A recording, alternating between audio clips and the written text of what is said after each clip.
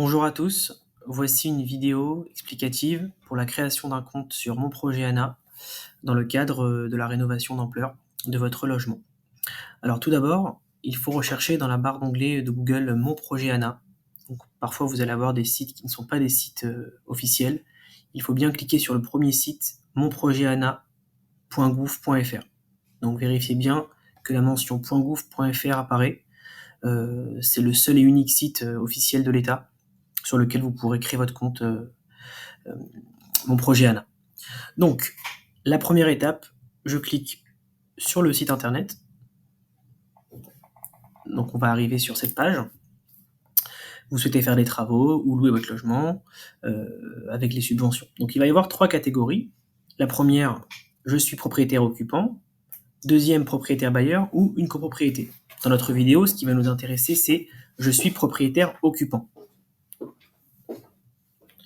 Donc, je clique sur commencer la démarche.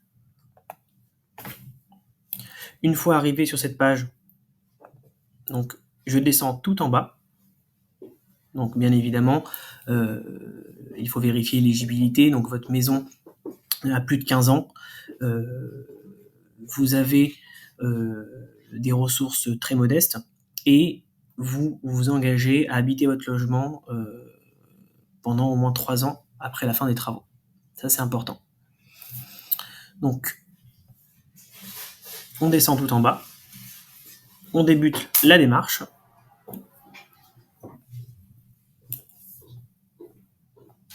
On descend. Une explication. J'accepte les conditions générales. Commencer.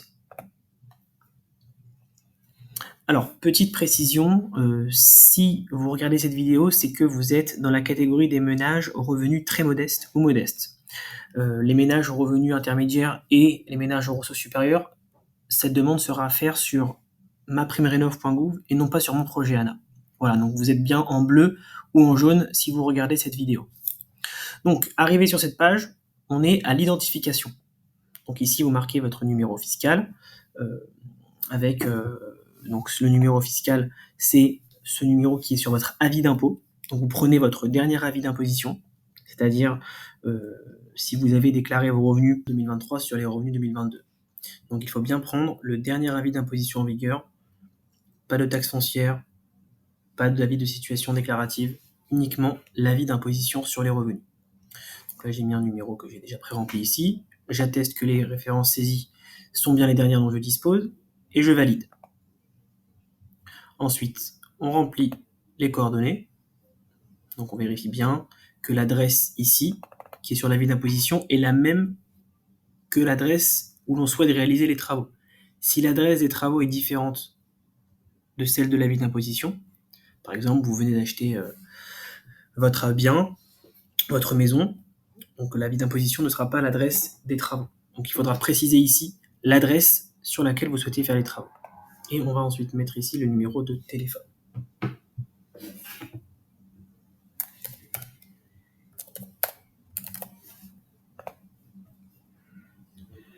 Je valide. Donc, on a différentes adresses. On va choisir celle-ci. Dites-nous si votre demande d'aide concerne bien le logement à cette adresse. Donc, comme on vient de l'énoncer, oui. Détail de votre situation, je suis le seul propriétaire de ce logement. Je suis le propriétaire de ce logement. Validé. Ensuite, on va arriver sur la page numéro 2. Donc, je vérifie si je peux faire une demande d'aide. Donc là, on vérifie le revenu fiscal. Tout ça, c'est déjà prédéfini par le site qui va reconnaître automatiquement votre avis d'imposition via le numéro fiscal que l'on a indiqué au départ. Si vous êtes avec 2 avis d'imposition, il faudra bien penser à ajouter l'avis d'imposition de votre conjointe ou de votre conjoint. Ici, sur le bouton « Ajouter ». Continuer. Ensuite, voici, on vérifie le récapitulatif des personnes qui occupent le logement, donc monsieur, madame et un occupant.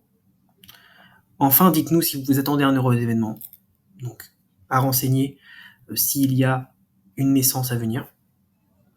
On cliquerait ici. Sinon, on clique sur Continuer. Résultat.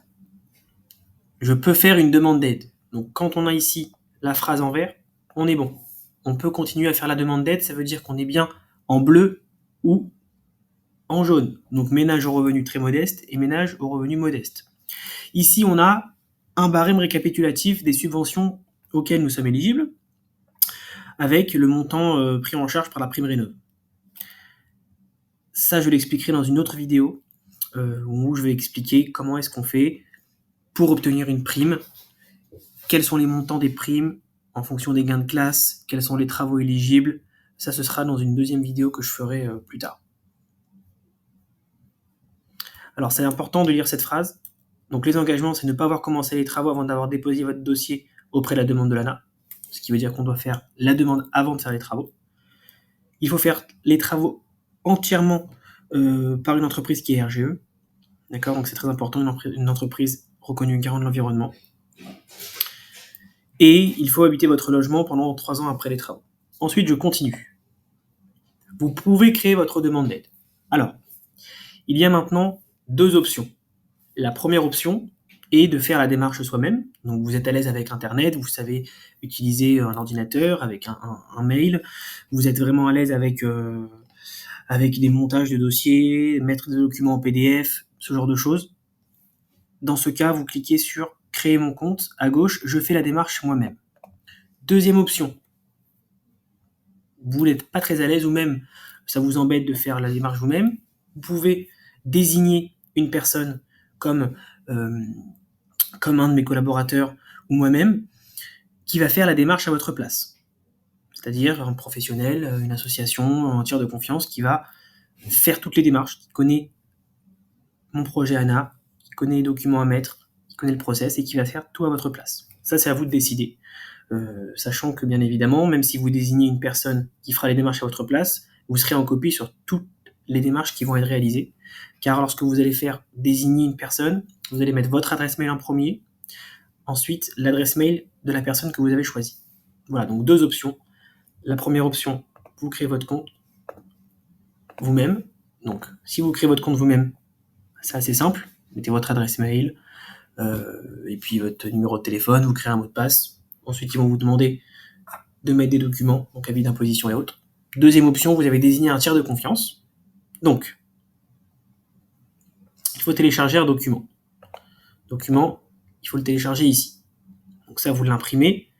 Vous donnez mandat à monsieur ou madame, si c'est une personne morale, le nom du représentant, avec son adresse complète, son mail et son numéro de téléphone, pour effectuer la demande d'aide à votre place. Ça, c'est très important, de le remplir, de l'imprimer, de le signer manuscritement. D'accord ? Ensuite, une fois que vous l'avez fait, vous gardez un exemplaire chez vous. Donc, le mandataire, il va s'occuper de téléverser la copie sur votre espace Mon Projet ANA. Vous aurez bien sûr accès à cet espace de votre côté. Et enfin, il faut remplir toutes les informations ci-dessous. Donc, l'adresse mail du mandataire. Donc, on commence par mettre l'adresse mail du mandataire. Ensuite, on la confirme. Et la vôtre, indiquez à présent votre adresse mail. Donc, dans ce cas, le mandataire va recevoir une adresse mail avec une invitation à accepter le mandat. Une fois qu'il aura accepté le mandat, il va avoir son accès Mon Projet ANA comme celui-ci, où il y aura tous les éléments des dossiers que vous pourrez voir aussi de votre côté.